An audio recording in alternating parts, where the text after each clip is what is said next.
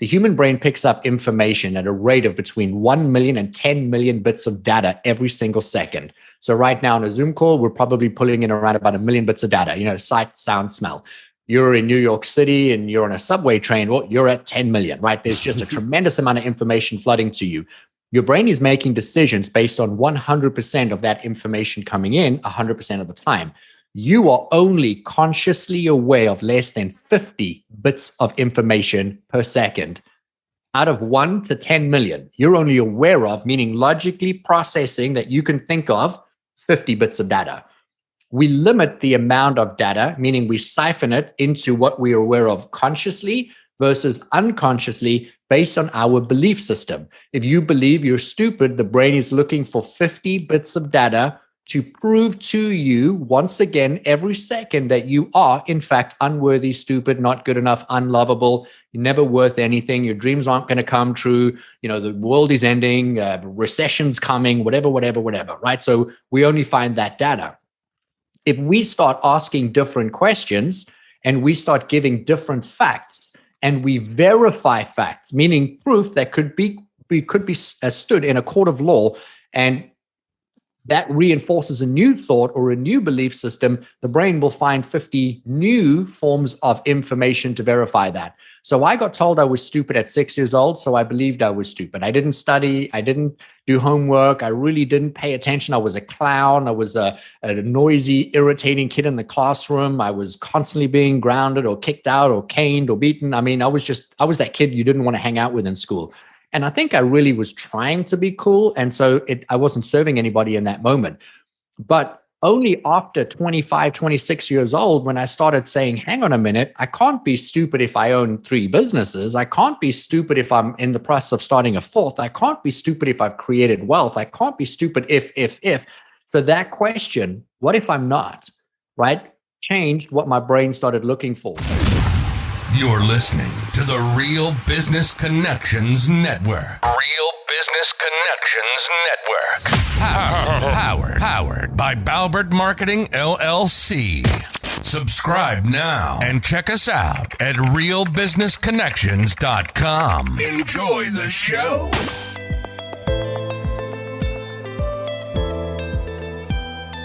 Welcome everyone to Learn, Speak, Teach, powered by Balbert Marketing, LLC. If you love to learn, be inspired, and succeed, we're here to speak and teach. I'm your host, Ben Albert. I believe if you're not living, you're dying. If you're not growing, you're withering. And if you're not engaged, you can turn this off right now.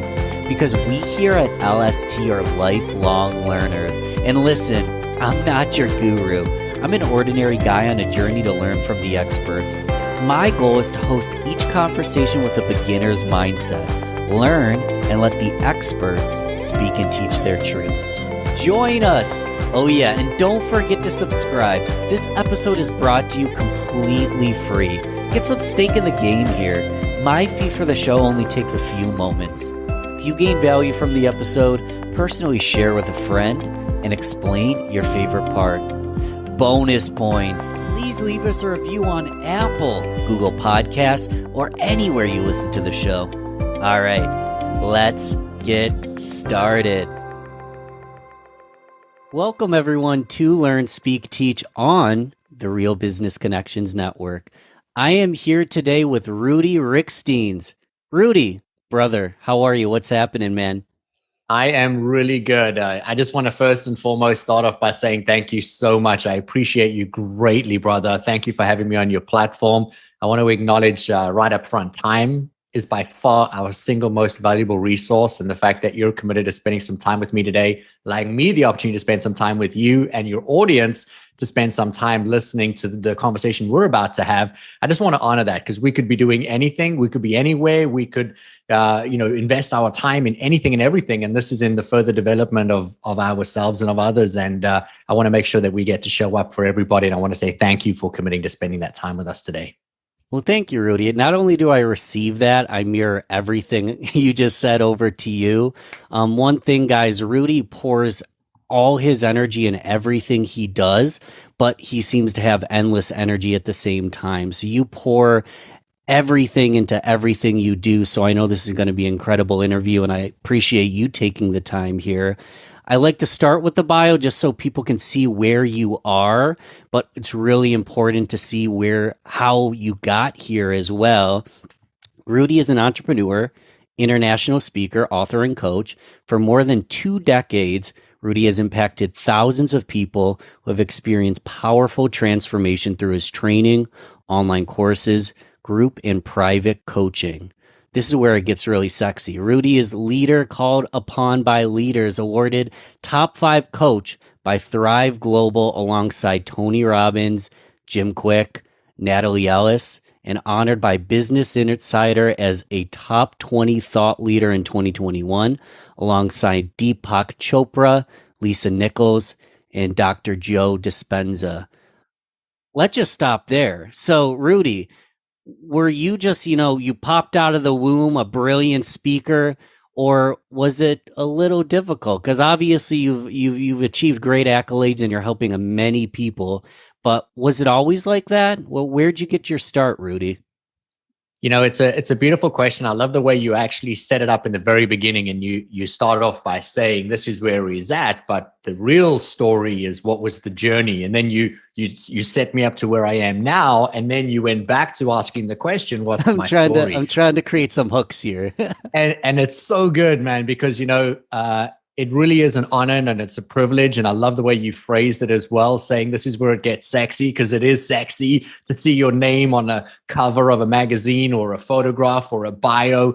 But really the story is how long it took me to get there. And so I had a really tough story from an internal dialogue. I do a lot of work with people in wanting to achieve high levels of excellence in their lives. And so I work with high performers, and I'm setting the stage for our audience.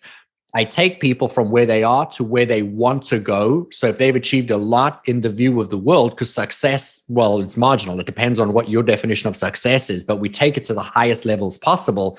And that's because I understand the fundamentals that we've all been born and raised into experiencing traumas, big traumas or little traumas. So we call them big T or little t traumas.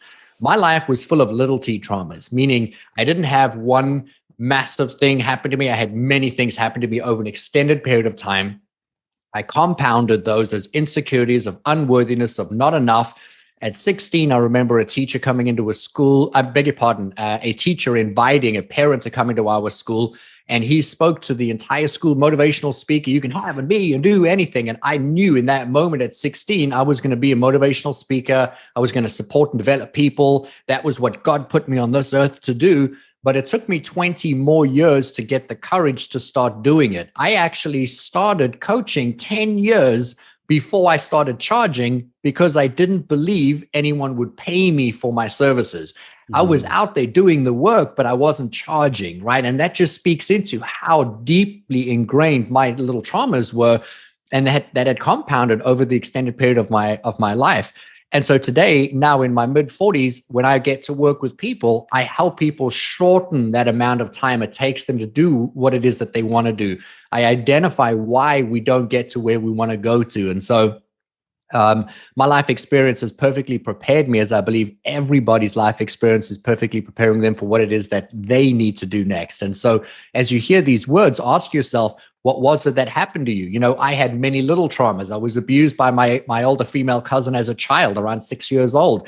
I've had a gun put to my head 3 times. I've been held up in an armed robbery and had a guy make me get down on my hands and knees and put the gun to the middle of my eyebrow and then say, close your eyes. And in that moment, thinking that's the last thing I was ever going to see. And all of these things that stack up and add up to where I am now, man, I'm still here. But what's incredible is that I now get to connect with people that have had abuse happen to them as a child. I've connected to people that were in poverty. I've connected to people that were taught and told that they were stupid at a young age. My first grade teacher told me, you're stupid, you're a dunce, go sit in the stupid chair. And that's where you're going to spend the year. And so my life was defined by all these little moments.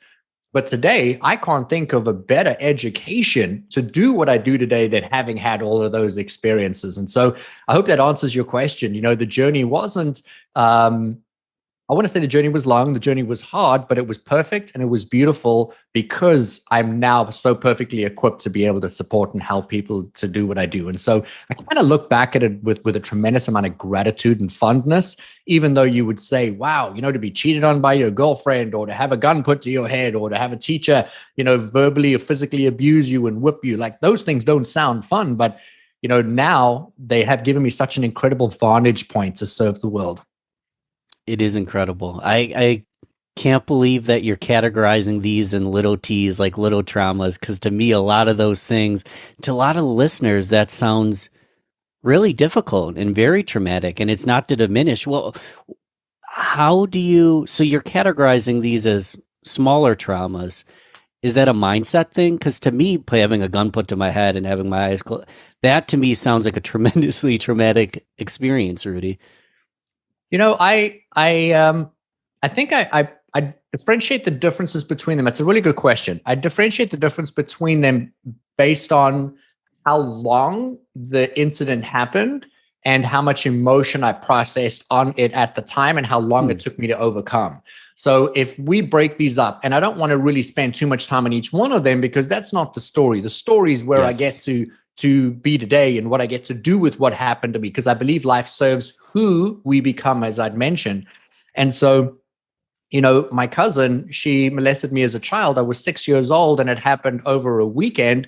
It didn't happen every weekend for 7 or 8 years, right? And so that would be a big T trauma, as I've had many clients who have gone through abuse by their parents or their grandparents or their uncles or a next door neighbor. And that is a tremendous amount of abuse over an extended period of time, whereas mine was short-lived. I didn't even remember my abuse until a few years ago, talking to a client. It just came to my memory and I was like, oh my gosh, I can't believe I buried that. And so that's why I classified it as a little T trauma, being held up in an armed robbery and having somebody put you down on your hands and knees and close your eyes in that moment. Yes, that is life-threatening. It is scary. I remember shaking like a leaf. I mean, I drank, no kidding, probably half a bottle of Jack Daniels at the end of that experience because I needed to calm my nerves, none of which was serving me in the moment, but it just shows and speaks into my mental state at the end of the experience. But I got over it because I didn't have a gun put in my head every single day. It wasn't something I had all the time. So it wasn't chronic trauma. It was one moment, one time, one incident. The big T trauma I think that I did experience, if I was to classify it, would be going to school in a very government, military-styled environment where teachers cane you, where beating you or hitting you with the ruler on your hands or in your head or on your face, or humiliating you or calling you stupid and separating you from other kids. That was compounded abuse over a really long period of time, because I don't think there's anything worse than telling a child at 6 or 7 or 8 years old that they're stupid and they're not good enough and they're unworthy, because I then showed up as a kid that believed he was stupid and unworthy because an authority figure told me I was so. And so that would probably be the big trauma that I would say I experienced. The rest of it was just, my processing of a short-term, situation that became big T traumas because, in your memory, you play it over and over and over and over. But the actual events to me were little T's. I appreciate the distinction because a lot of people, Rudi, you live a life of gratitude. The way you frame and your mindset is pure. It's beautiful. And the way you frame things is different than a lot of people might frame them. So I like to hear the distinction coming from you. But to further the story, because, I'll go on so many tangents here. To further the story, so many of us have big T traumas. We all have little T traumas throughout our life. And one thing I learned through a mentor of mine, you guys would get along great, Brian Bogert, is he talks about, traumas he started with, and podcast episode like Learn Speak T 7 or 8 guys, I'll put it in the show notes, but he talked about how he basically went for all the what's in the world. He went for all the shoulds. You should do this. You should do that. What car, what job, what experience. And he found himself really broken and really beat up. And part of why your story and your journey resonated with me was it's quite a similar story in that sense. But the way you tell it and the way you got through it is just magnificent. So what are your thoughts on that? The following the what's in the worlds and all the shoulds. And did you do that? What did you do? Walk us a little bit through your experience with that, because I feel like we all go through that.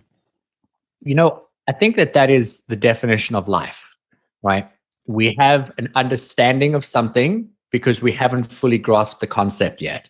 And then we go out into the world and we experience things and we get feedback based on our experience. And that feedback then adds to our awareness. So if we're talking about personal lives or we're talking about business, all of this translates. You don't know what you don't know. And you think you know everything that you know when you don't know it all yet. And then the more you learn, you gain more perspective, more vantage points. And you're like, yeah. And then you approach it slightly differently. So yes, I came from a very humble background, the opposite side of the railway track, if you will.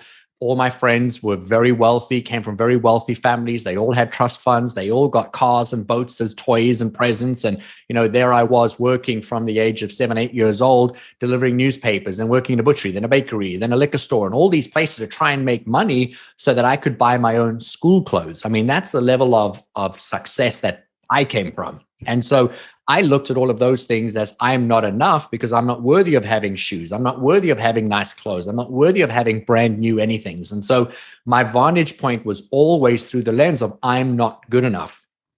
And everybody else has. So that means they must be worthy. They must be good enough. They must be worthy of more love. And so everything I experienced, the cheating girlfriends, the not enough, all of the relationships, the not having friends, all came from that same feeling.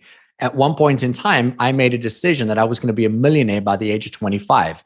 I believed through my limited vantage point that if I created $1 million before the age of 25, every single person I went to school with, every teacher, every parent, everyone that ever judged me would have to look at me with respect because I came up from the ashes, so to speak, and achieved something great. And to me, what was great was money.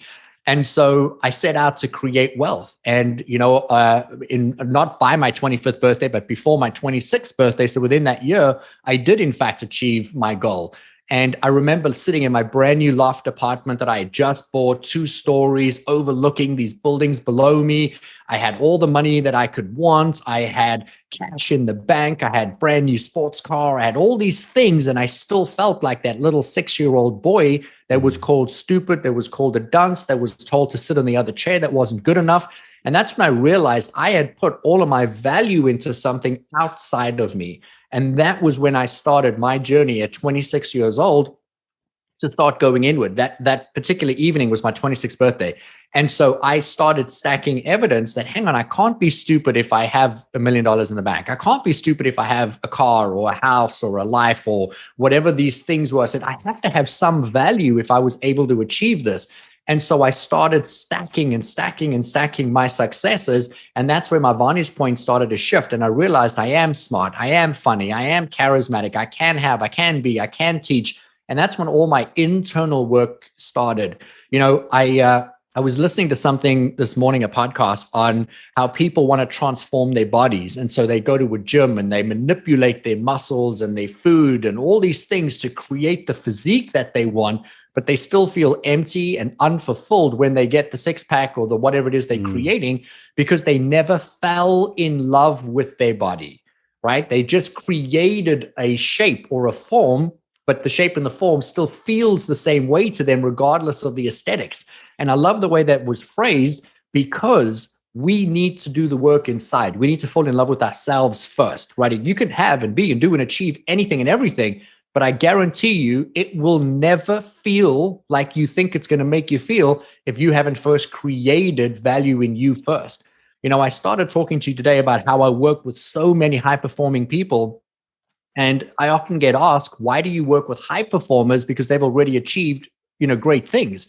I work with billionaires. I've worked with royalty. I've worked with people that are big into startup and tech and all kinds of industries, athletes, celebrities, and yet they've achieved something, but they realize something's missing, right? I have the house, I have the car, I have the girl or the life or the kids or the whatever, but I still feel empty. And when we first create love inside of us, that's when we create the life outside of us. And that's when the fulfillment comes from. And true fulfillment in life, I believe, and I teach this, comes from giving selflessly of yourself every day in every single way. When you just give and serve and uplift and inspire people through what it is that you do as a being, that's when success and fulfillment follows you. And that's the definition of success. I said success is marginal because it's not based on dollars. I don't care what I have in the bank account. I care about how I feel when I wake up in the morning. I care about how I feel when I go to bed at night. And I care about what happened in between and how many people did I touch and how much joy did I get from doing what I do. Never about the dollars and the cents. And yet magically the dollars and the cents just show up because I'm showing up for other people first. The way you feel, the joy, the collective impact you get to create in those little bitty actions and interactions during the day, that's success. And I presume it's got to be in alignment with who we were meant to be. Everyone is going to manifest this and live this differently, right? It's not going to just look like Ben or Rudy. We all have our unique place.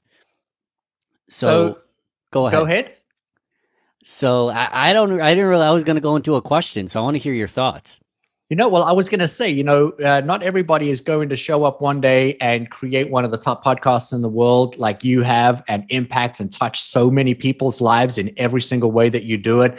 Not everybody's meant to be a coach. Not everybody's meant to be a mentor. Not everybody's meant to, start a multi-million-dollar business or write a book. I understand that's not how your life, I don't mean you, I mean the audience, not how your life might look. But how can you be of service in your life? Most people that come to me, they say, Rudi, help me find my vision. Help me find my passion. And they can be 30 years old, 40 years old, 50 years old. They can have $1 billion in the bank. They can have $1,000 in the bank. Most people, I want to say probably 60% of the people that come to me say, I have no idea what I'm supposed to do. I have no idea what my vision is. And so we start with creating vision and purpose.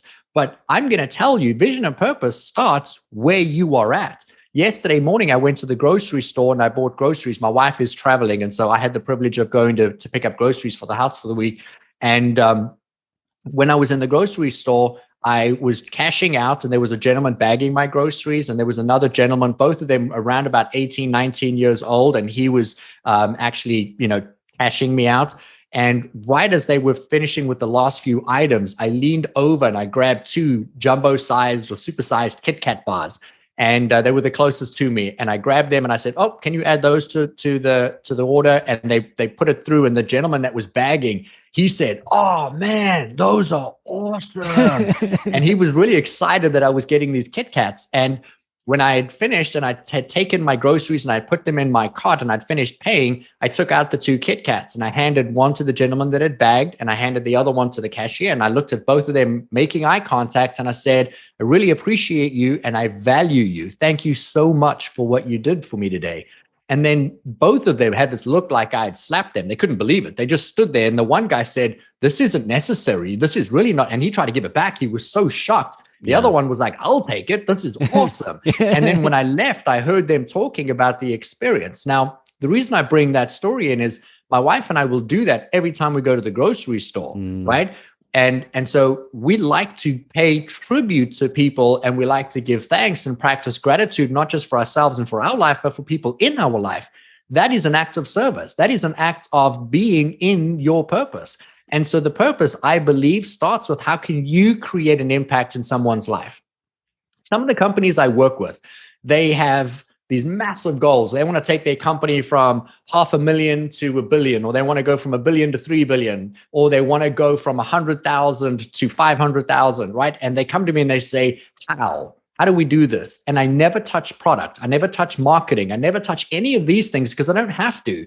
You know your product, you know your marketing. I know people. And what we do is get leaders to walk into a room and buy a Kit Kat for their staff. And I don't mean a Kit Kat, but you understand the principle, right? Going in and seeing people, making eye contact, I value you, I appreciate you. All of a sudden, the business starts to hit these massive goals because people are starting to be seen, to be valued, to be appreciated. It's the number one thing we all want. We all just want to be seen and valued. And when we can be seen and be valued at a grocery store, gas station, in an executive meeting, it doesn't matter what the circumstances, you're going to get the best out of every single person in that room. And I think that when people start to show up in their lives like that, that's where magic happens. And that's where real, true, long-lasting fulfillment comes from.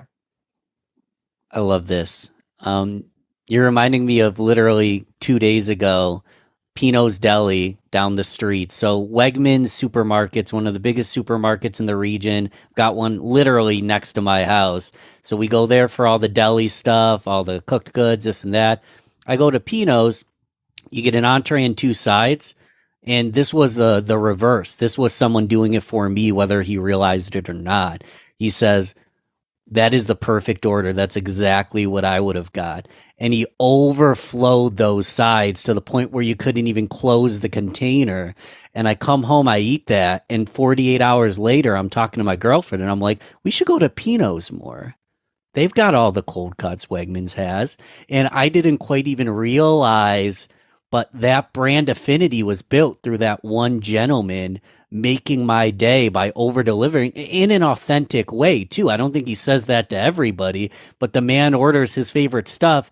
He steps up to say it and spread that love. So thank you for doing that. Literally every time you go to the grocery store, you kind of go out of your way to make those small changes. So it's in every interaction. And I want to be very clear, right? I don't only go to a grocery store and then mechanically, calculatedly yes. go and do this. And you said something so beautiful, and I want to make sure the audience picks that up because it was really, truly profound.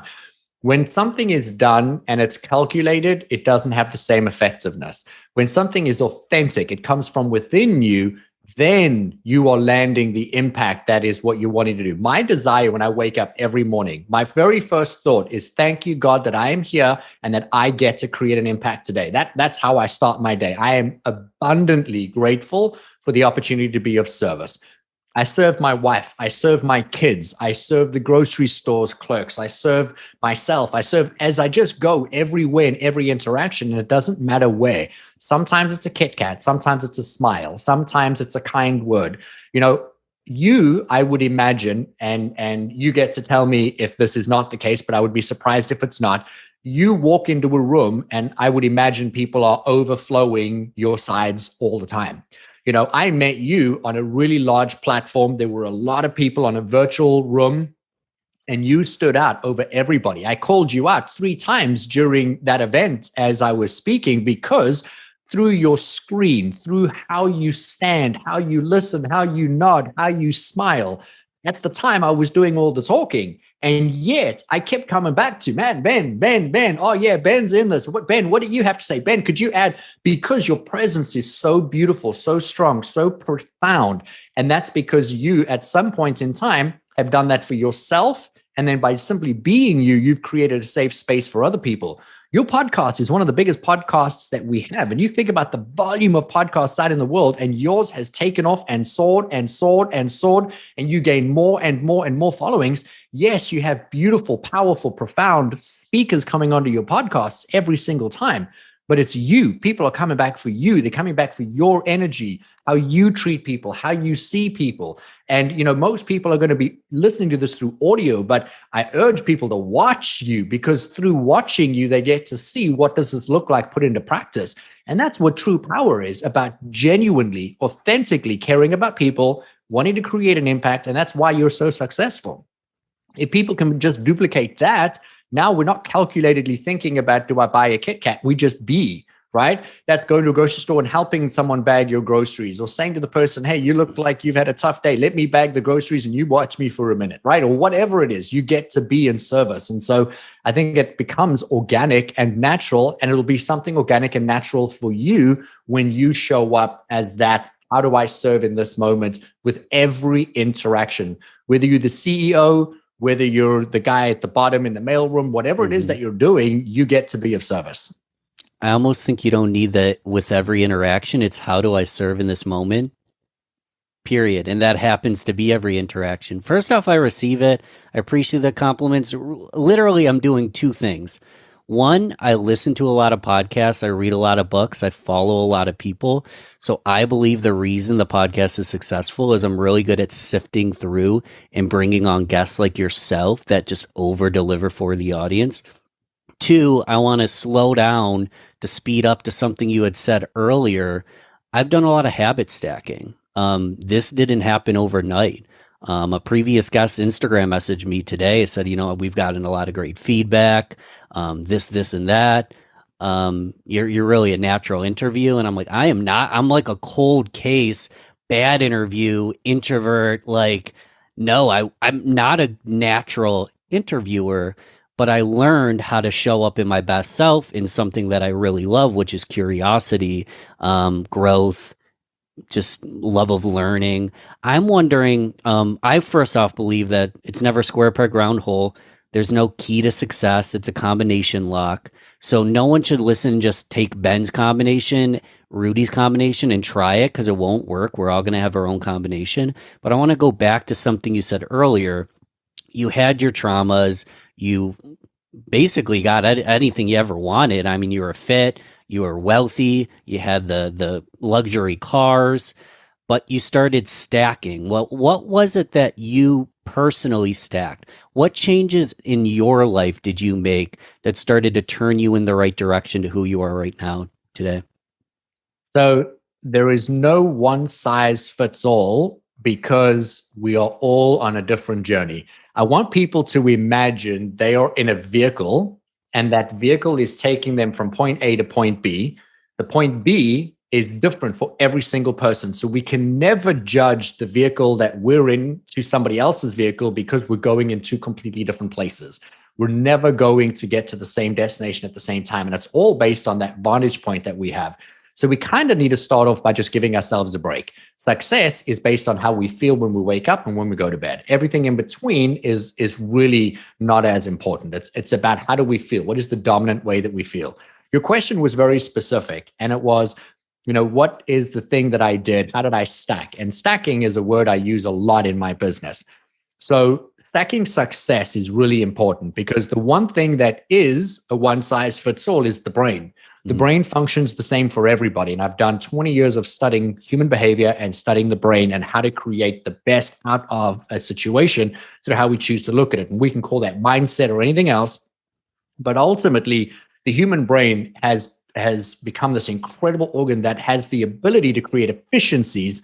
And so we learn to rewire, retap in, or focus in on certain key areas, we can focus on new evidence that's coming into the brain. So let me explain it to you this way. The human brain picks up information at a rate of between 1 million and 10 million bits of data every single second. So right now on a Zoom call, we're probably pulling in around about 1 million bits of data, sight, sound, smell.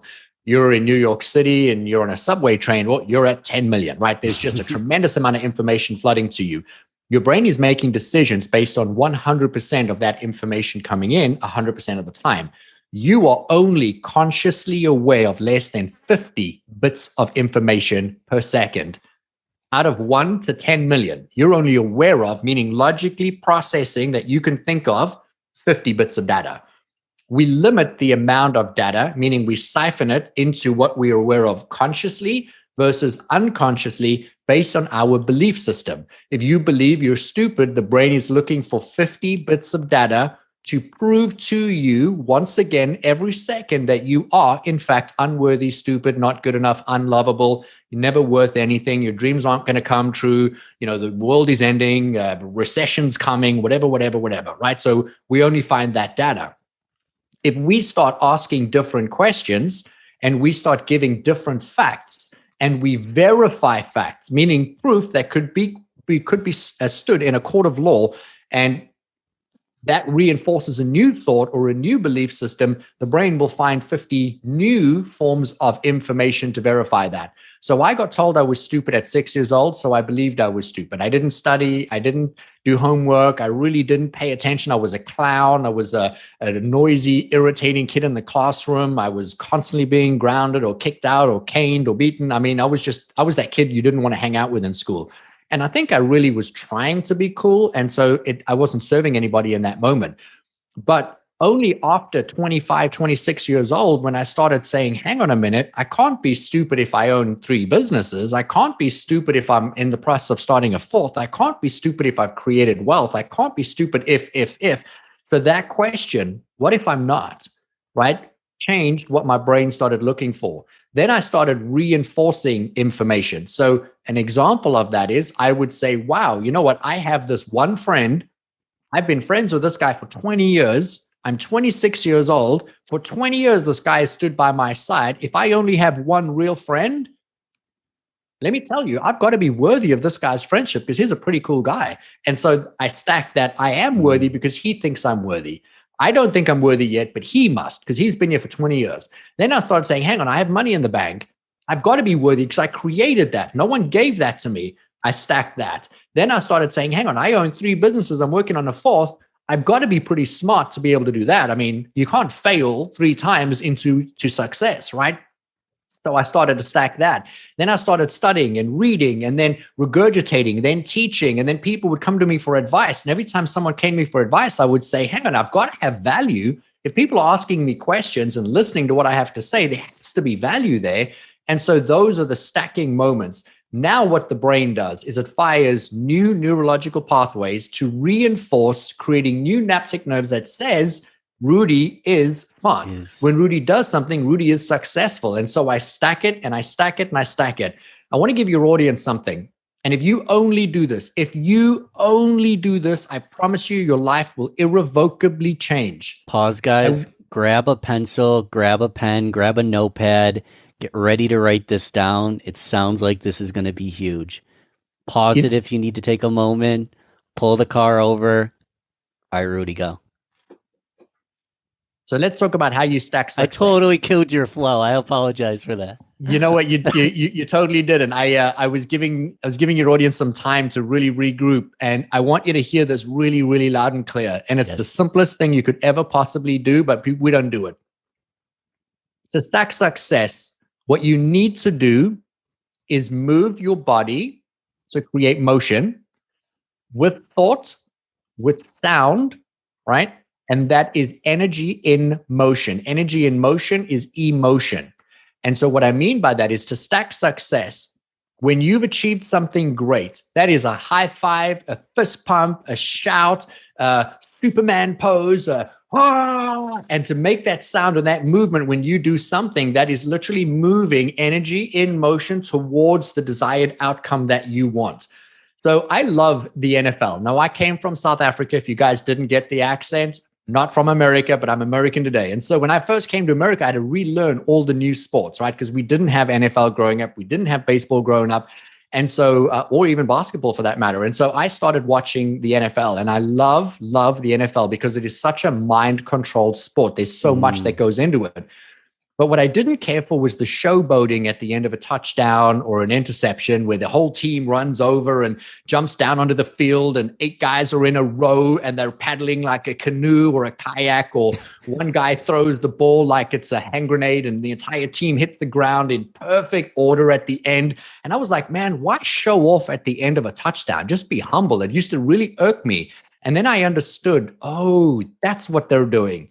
And so what I want to explain to your audience and to really emphasize the point, when somebody runs in a touchdown or grabs the game-winning touchdown catch, or there's an interception on the 5-yard line and they win the game, and everybody runs to the one side of the field and they do that choreographed dance at the end. They've rehearsed that. They've practiced that. They have intentioned that. They're using sound. They're using smell, they're using movement, and they're adding tremendous emotion into that. And they've practiced it again and again and again. So the brain already is celebrating the end result of what it is that they are intentioning, which is bringing the actual event into fruition. And so when in a game, they get the catch, the interception, the touchdown, and they all run over and they practice it, that is the final physical manifestation of the visualization that they created and practiced and rehearsed time and time again.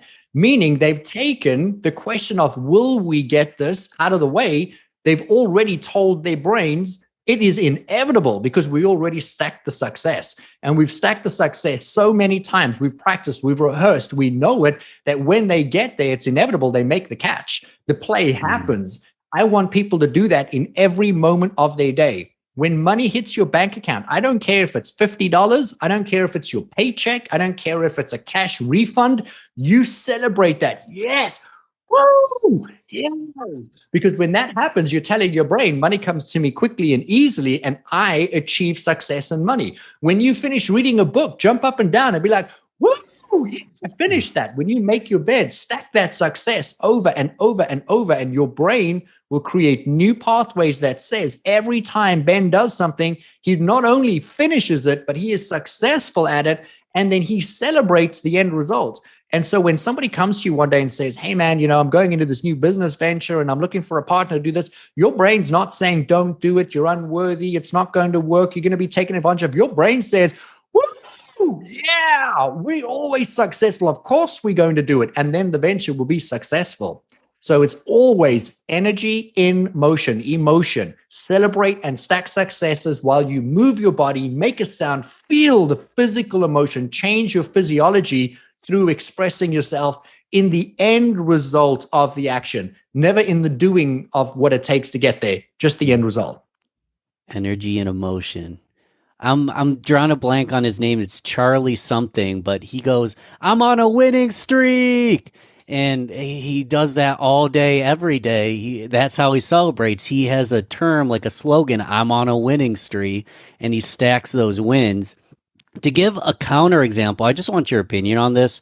This isn't even to be like, I'm more curious what you think because I don't know.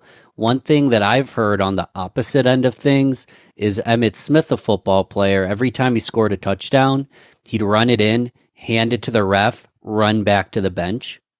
And part of what I was taught that was good about that is it shows that he belongs. It shows that he's not done yet. It shows that he's there to win. What are your thoughts on that? Because that's the polar opposite way of expressing yourself in a winning streak moment. You see, he's actually doing exactly the same thing. He's just choosing to express it slightly differently. And so he is intentionally, with that emotion, handing the ball over, and in his mind being very victorious and steadfast, and runs back and sits on the bench and is trying to show the unemotion around the success of what he's got because he's wanting to be humble or be perceived a certain way, but he's still very intentionally creating that act. The very first time he did that, he probably wasn't intentional about stacking the success of it, but when he sat on the bench and he processed it, he was. Then the second time he did that, his brain learned the same behavior and said, oh, that's what we do when we're successful. And so he goes inward, he gets quiet. There are athletes out there that don't stack success the same way. Tom Brady, as an example, he never runs to the sideline and does a celebratory dance or jig at the end. He doesn't slam the football. He just goes up and celebrates with his teammates and runs back to the side of the field. And so he does that from a very humble position. But the success is the same. The way that he processes it is the same. His understanding of what success means is, well, the touchdown doesn't make me successful. Stacking of all the touchdowns, more than the other team, all the success, that is the accumulation of many of them.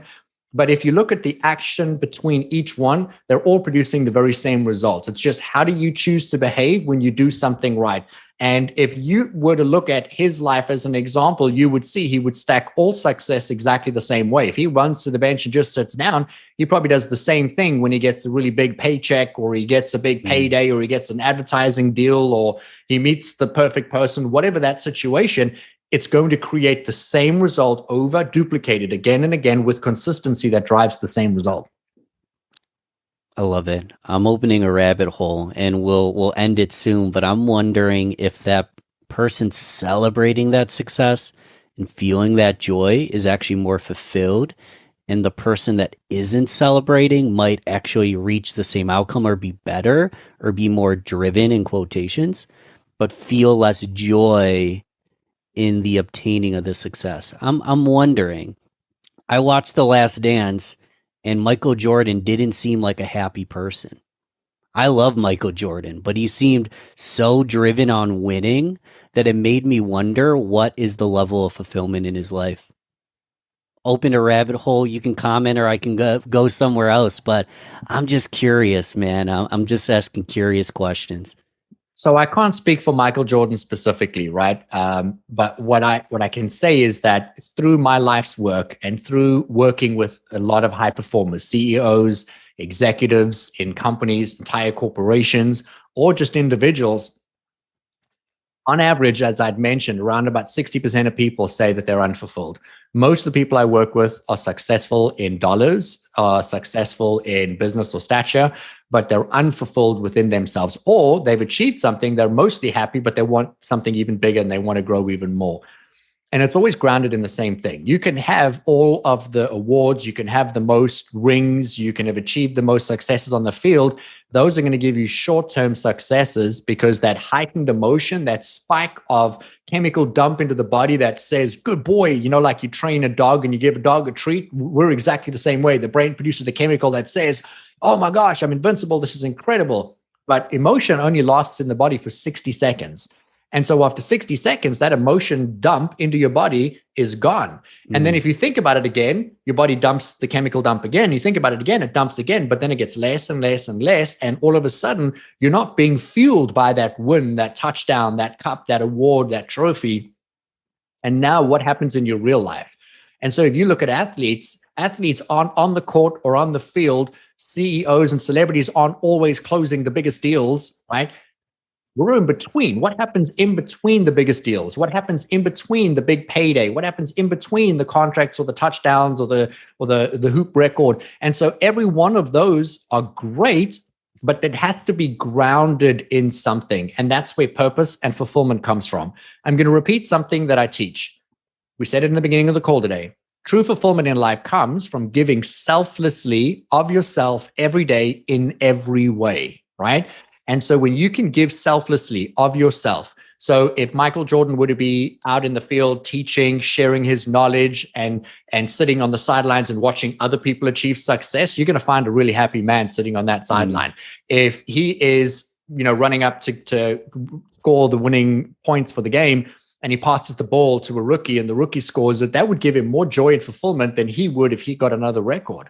And so that's where fulfillment and joy can truly come from. And sometimes it's okay to be the person scoring the points, right? That feels good too if the whole team is elevated.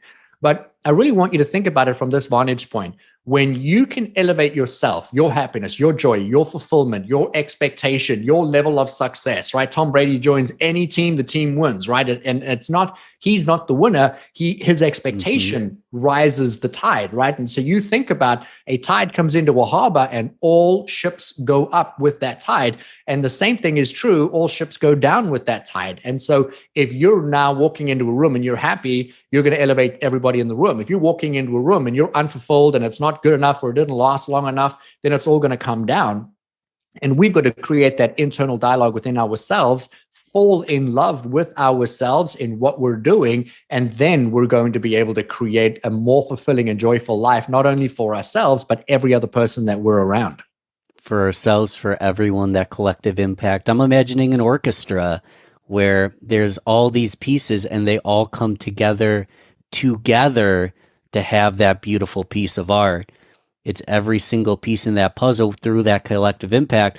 But it seems like depending on the orchestra or the size, one weak key could bring everyone down. So if we can all live in our fullest, we can create beautiful music. I'm wondering, because we've talked a lot about multimillionaires and Fortune 500 CEOs and billionaires and this and that.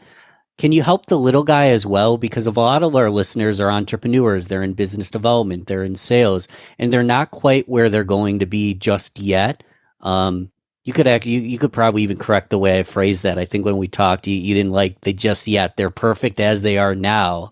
They're perfect as they are now, but they aren't currently in their bank account $1 billion CEO. Can you help just about anybody to walk through a little bit of maybe the podcast or the virtual or some of the things you do, Rudi?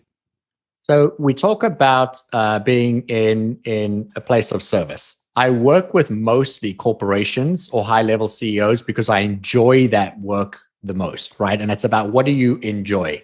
I can help anybody and everybody that has a mind and is ready to take committed action, meaning you're not sitting in victimhood, you're not poor me, you're ready to say, why am I in the place I'm in? And so I come from a vantage point of service. My calendar is divided into, I have so much availability for corporations, I have so much availability for my wife, I have so much availability for my kids, and I have so much availability for solo entrepreneurs, and I have so much availability for children where I can get to help. And so I do work with a lot of people one-on-one that are 20-year-olds, 30-year-olds, 40-year-olds starting a business, wanting to elevate a business. They're doing all the work themselves and helping to elevate. I teach people how to become coaches. I teach people how to, become known or famous, if you will, and spread your message, because through becoming more known, you reach more people, right? And so I do work with those people, and I encourage them to reach out to me. We obviously have a podcast. My wife and I share a podcast together, Empowered Life. And that is just about sharing stories from our life and how we can help share what we've experienced, what we learned from it, to shorten the amount of time that somebody else going through the same thing, because they might pick up a nugget and say, oh, wow, I don't have to wait 20 years to become a coach or a speaker or a mentor. I can do that today and save 20 years or 15 years or 10 years by gaining some vantage point. And then added to that, I have online programs where people don't have to pay thousands of dollars to learn or to grow. They can just, do a $200 course or a $1,000 course, and they can then learn that way. Everybody learns differently, and everybody's at a different place in life. But the real answer to the question is, are you worth investing in you? And are you worth investing at you at $200 for a course? Are you worth investing in you at a free podcast episode? Are you worth investing at 10 or 20 or 50 or $100,000 into coaching? And I don't mean me, I just mean anybody in general. And the answer is always yes, but you've got to get there. And then you've got to find somebody that is going to resonate with you and where you are. And so, Ben, you said something earlier, and I love that you invest in you. You believe you are worthy of more, and you believe you're worthy of serving more. That's why you're constantly consuming books. You're constantly consuming podcasts, because you believe you're worth it. And that's why you have mentors. That's why you pay people a lot of money to support and develop your dreams. I am a coach. I'm a very successful coach. I do really well. And if I showed you what I've achieved and what my clients have achieved through working with me, it would be impressive. But why I'm mentioning that is because I too have a coach. I'm always stretching, learning, growing, wanting to know more. I'm also always learning, taking courses, reading books, because I am like you, Ben. I want to know more, and I want to gain more, and I want to be better at being a person. And so it is always about that development. That didn't start until I believed I was worth more and having more. So for the solopreneur that doesn't have a coach, go read a book, take a podcast, do a course, just start to inhale information. And when you get to a place where you're ready to elevate your life in a very short amount of time, spend a lot of money in your development, hire me, hire a coach, hire Ben, hire somebody, grow yourself, develop yourself further, because there's something that comes from working with someone like us. And that is that you get somebody to hold you accountable. They say you're 95% more likely to achieve your goal if somebody holds you accountable to that goal. So if your goal was to become a New York Times bestselling author, or to become a speaker, or to list your company, with an IPO, whatever it is that you want to do, and you got people to hold you accountable, and you were 95% more likely to achieve it, would you do it? Of course you would. So why aren't you? What's beautiful is you're preaching to the people that made it to the end of this podcast, the crew that are investing in themselves and are going to continue to invest in themselves. I'll put your podcast. You can send me a link to some of these virtual training programs, so on and so forth, in the show notes. We barely have enough time for the rapid fire round, so we're going to do the shortest one ever. Short, sweet, fill in the blank, easy to answer questions. Start off with coffee or tea? Coffee. Are you a morning person? Absolutely. It wasn't always. Favorite time of year? Holidays. Definitely Christmas, but because of my kids. Like me, you struggle taking breaks. However, if you were to take a break, what are you doing on that break? Always filling something like something active, reading, outdoors, nature, inevitably always with my wife. We'll do one more, and you can reuse many of the great things you've said today, but billboard, side of the road, huge. Everyone is going to see it. Every gender, every ethnicity, every age group. What would you put on that billboard to send a message out to the entire world? You already have everything within you that you think you need. Rudi, thanks again for coming on the show. Anything else we should know? I'm going to extend a free gift to your entire audience. I'll send you the link. It's for a $200 program called the Mindset Reset. And it is a 30-day program that gives you some of the information as to how to reset your mind. If you're at the end of the podcast, you've earned it. Go ahead, take the program, reach out to me if you have any questions. And I just want to say thank you, Ben. I appreciate you greatly. I have a tremendous amount of love and respect for you. I love your audience. And I just want you to know that it's an honor and a privilege to be here and to have my voice heard. Thank you. Thank you, Rudi. And guess what? I have the Mindset Reset and I haven't taken it yet. So if anyone listening wants someone to be an accountability buddy, let's go through it together. Rudi, we'll talk soon, man. It's been such a pleasure. I appreciate you, man. Thanks again for listening to Learn, Speak, Teach, powered by Balbert Marketing, LLC. You need to go subscribe if you haven't yet. This show is completely free. If you gain value from the episode, personally share with a friend and explain your favorite part. Leave us a review on Apple, Google Podcasts, or anywhere you listen to the show. All right. Thanks once more for listening to LST. I am so grateful. Talk to you soon.